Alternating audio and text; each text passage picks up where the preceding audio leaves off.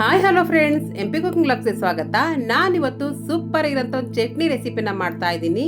ಇದು ದೋಸೆ ಜೊತೆ, ಚಪಾತಿ ಜೊತೆ, ಇಡ್ಲಿ ಜೊತೆ, ಅನ್ನ ಜೊತೆ ಒಳ್ಳೆ ಕಾಂಬಿನೇಷನ್ ಅಂತಾನೆ ಹೇಳ್ಬೋದು. ಇದು ಯಾವ ರೀತಿ ಇರುತ್ತಪ್ಪ ಅಂತ ಅಂದರೆ ಉಪ್ಪುಪ್ಪಾಗಿ, ಹುಳಿ ಹುಳಿಯಾಗಿ, ಖಾರವಾಗಿ ಹಾಗೆ ಸ್ವೀಟ್ ಆಗಿ ತುಂಬಾನೇ ಚೆನ್ನಾಗಿರುತ್ತೆ. ಇದನ್ನ ಮಾಡೋದು ಕೂಡ ತುಂಬಾನೇ ಈಸಿ. ನಾನು ಒಂದು 4 ಟೊಮೊಟೊನ ಈ ರೀತಿ ಉದ್ದುದಕ್ಕೆ ಕಟ್ ಮಾಡಿ ಇಟ್ಕೊಂಡಿದ್ದೀನಿ.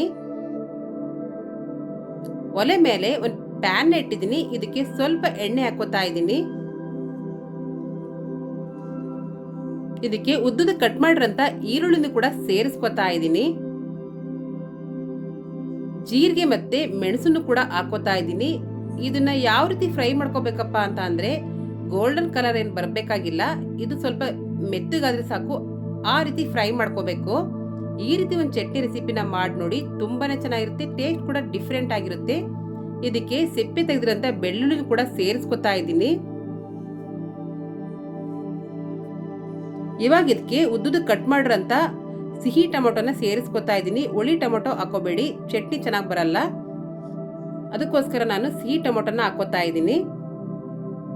ಇದನ್ನು ಕೂಡ ಸ್ವಲ್ಪ ಮೆತ್ತಗಾಗೋವರೆಗೂ ಫ್ರೈ ಮಾಡ್ಕೋಬೇಕು. ಇವಾಗ ಇದಕ್ಕೆ 1 ಸ್ಪೂನ್ ಅಚ್ಕಾರದ ಪುಡಿನ ಸೇರಿಸ್ಕೊತಾ ಇದ್ದೀನಿ. ನೀವು ಬೇಕಿದ್ರೆ ಒಣಮೆಣಸಿನಕಾಯಿನೂ ಕೂಡ ಹಾಕೋಬಹುದು. ಇದಕ್ಕೆ ಒಂದಿಡಿ ಕೊತ್ತಂಬರಿ ಸೊಪ್ಪು ಕೂಡ ಸೇರಿಸ್ಕೊತಾ ಇದ್ದೀನಿ. ಇದಕ್ಕೆ ಕೊತ್ತಂಬರಿ ಸೊಪ್ಪು ಜಾಸ್ತಿ ಹಾಕಿದಷ್ಟು ಚಟ್ನಿ ರೆಸಿಪಿ ತುಂಬಾನೇ ಚೆನ್ನಾಗಿ ಬರುತ್ತೆ. ಇದಕ್ಕೆ ಸ್ವಲ್ಪ ಹುಣಸೆ ಹಣ್ಣು ಸೇರಿಸ್ಕೊತಾ ಇದ್ದೀನಿ. ಇದು ಆಪ್ಷನಲ್ಲು, ಇದು ಹಾಕಿದ್ರೆ ತುಂಬಾ ಚೆನ್ನಾಗಿರುತ್ತೆ, ಅದಕ್ಕೋಸ್ಕರ ಹಾಕೋತಾ ಇದ್ದೀನಿ. ರುಚಿಗೆ ತಕ್ಕಷ್ಟು ಉಪ್ಪನ್ನು ಕೂಡ ಸೇರಿಸ್ಕೊತಾ ಇದ್ದೀನಿ. ಈ ರೀತಿ ಎಲ್ಲನೂ ಒಂದ್ಸಲ ಫ್ರೈ ಮಾಡಿಕೊಂಡು ಮೆತ್ತಗಾಗೋರು ಫ್ರೈ ಮಾಡ್ಕೊತಾ ಇದ್ದೀನಿ. ಲಾಸ್ಟ್ ಟೈಮ್ ನಾನು ಒಗ್ಗರಣೆ ರೈಸ್ ಅಂತ ಮಾಡಿದ್ದೆ, ಅದಕ್ಕೆ ತುಂಬಾ ಚೆನ್ನಾಗಿ ಒಳ್ಳೆ ರೆಸ್ಪಾನ್ಸ್ ಸಿಕ್ತು. ನನಗೂ ಕೂಡ ತುಂಬಾನೇ ಖುಷಿ ಆಯಿತು. ಯಾರೆಲ್ಲ ನನಗೆ ಸಪೋರ್ಟ್ ಮಾಡಿದ್ರೆ ಅವ್ರಿಗೆಲ್ಲ ತುಂಬಾನೇ ಧನ್ಯವಾದನ ಹೇಳ್ತಾ ಇದ್ದೀನಿ. ಈ ರೀತಿ ಮೆತ್ತು ಆಗೋವರೆಗೂ ಫ್ರೈ ಮಾಡ್ಕೊಂಡಿದ್ದೀನಿ. ಇವಾಗ ಇದನ್ನ ಜಾರ್ಗೆ ಹಾಕೋತಾ ಇದ್ದೀನಿ. ಸ್ವಲ್ಪ ಆರಿದ ಮೇಲೆ ನಾನು ಇದನ್ನ ರುಬ್ಕೋತೀನಿ. ಇದಕ್ಕೆ ಸ್ವಲ್ಪ ನೀರು ಹಾಕೋತಾ ಇದ್ದೀನಿ. ಇದನ್ನ ನುಣ್ಣಗೇನು ಪೇಸ್ಟ್ ಮಾಡೋದು ಬೇಡ, ಸ್ವಲ್ಪ ತರಿಯಾಗಿ ಈ ರೀತಿ ಪೇಸ್ಟ್ ಮಾಡ್ಕೋಬೇಕು.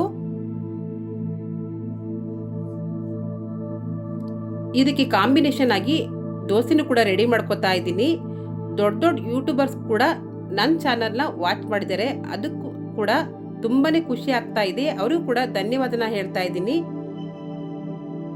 ಹೀಗೆ ಸಪೋರ್ಟ್ ಮಾಡಿ ಅಂತ ಕೇಳ್ಕೊತಾ ಇದ್ದೀನಿ.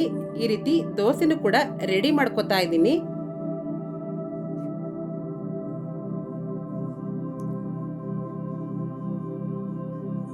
ಇದು ಮಕ್ಕಳ ಲಂಚ್ ಬಾಕ್ಸಿಗೆ ಹಾಗೆ ರಾತ್ರಿ ಡಿನ್ನರ್ ಕೂಡ ಚಟ್ನಿ ತುಂಬಾನೇ ಚೆನ್ನಾಗಿರುತ್ತೆ.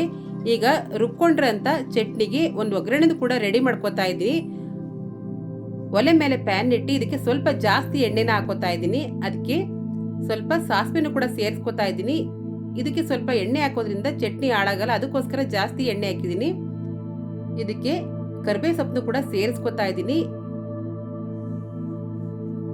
ಈ ರೀತಿ ಫ್ರೈ ಮಾಡ್ಕೊತಾ ಇದ್ದೀನಿ. ನೀವು ಸ್ವಲ್ಪ ಒಂದು 2 ದಿವಸ ಸ್ಟೋರ್ ಮಾಡಿಟ್ಕೊಡ್ತೀನಿ ಅಂದರೆ ಇದನ್ನ ಸ್ವಲ್ಪ ಕುದಿ ಬರುವವರೆಗೂ ಚಟ್ನಿನ ಕುದಿಸ್ಕೊಳ್ಳಿ. ನಾನು ಜಜ್ಜಿರಂತ ಬೆಳ್ಳುನು ಕೂಡ ಸೇರಿಸ್ಕೊತಾ ಇದ್ದೀನಿ. ಈ ರೀತಿ ರುಬ್ಬಿರಂತ ಮಸಾಲನ್ನು ಕೂಡ ಸೇರಿಸ್ಕೊತಾ ಇದ್ದೀನಿ.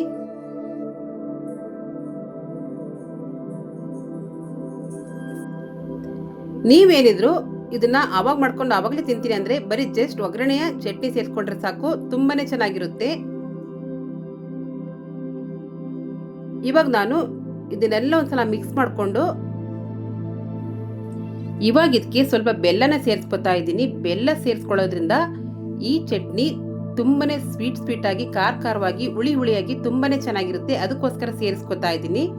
ಈ ರೀತಿ ಒಂದ್ಸಲ ಎಲ್ಲಾನು ಮಿಕ್ಸ್ ಮಾಡ್ಕೊತಾ ಇದ್ದೀನಿ. ನಾನು ಸ್ವಲ್ಪ ಕುದಿ ಬರೋವರೆಗೂ ಮುಚ್ಚಿಟ್ಟಿರ್ತೀನಿ. ಈ ರೀತಿ ಕುದಿ ಬಂದಿದೆ.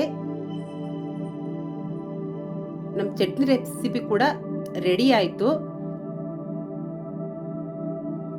ಇವಾಗ ಇದು ದೋಸೆ ಜೊತೆಗೆ ಒಂದು ಒಳ್ಳೆ ಕಾಂಬಿನೇಷನ್ ಅಂತಾನೆ ಹೇಳ್ಬೋದು. ಇದು ಮಕ್ಕಳ ಲಂಚ್ ಬಾಕ್ಸ್ ಇಂದ ಹಿಡಿದು ಬ್ರೇಕ್ಫಾಸ್ಟ್ ವರೆಗೂ ಹಾಗೆ ರಾತ್ರಿ ಡಿನ್ನರ್ ಕೂಡ ಸಾಂಬಾರ್ ಏನಿಲ್ಲ ಅಂದ್ರೆ ಈ ಚಟ್ನಿಲೆ ಕೂಡ ತಿನ್ಬೋದು, ಆ ರೀತಿ ಇರುತ್ತೆ. ನೀವು ಕೂಡ ಈ ರೆಸಿಪಿನ ಒಂದ್ಸಲ ಟ್ರೈ ಮಾಡಿ, ತುಂಬಾನೇ ಚೆನ್ನಾಗಿರುತ್ತೆ.